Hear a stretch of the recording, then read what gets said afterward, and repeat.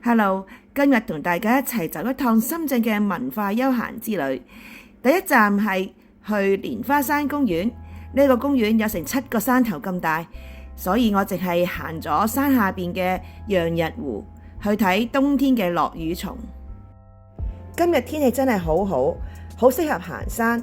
不過我一陣間要行博物館，所以留返下一次先至參觀，到時就可以搭呢度嘅電瓶車啦。喺公園嘅南門出嚟之後轉左，就會見到關山月美術館啦。呢個美術館係以中國畫家關山月先生而命名嘅。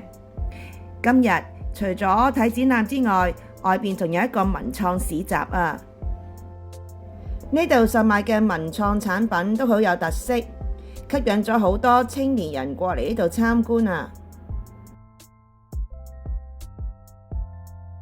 今日上嚟深圳嘅最主要目的呢，就係嚟關山月美術館睇一個版畫展覽，名稱係南粵沃土時代華章，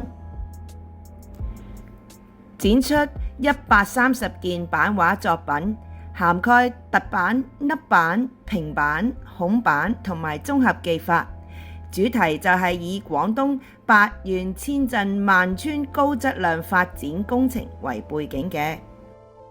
對我嚟講，版畫係比畫畫更加之難，因為佢將複雜嘅構圖要分解成層層嘅版面，仲要以創意嘅方式表現光同埋色彩。而咁複雜嘅工藝之中呢，又要保持一絲不苟喎，所以真係一個好高深嘅學問，令我非常之佩服㗎。呢一個展覽展期係去到1月30號，希望大家都會嚟睇啊！完成呢一個滋養身心嘅旅程，我就去少年宮站嗰度搭地鐵返去啦。拜拜。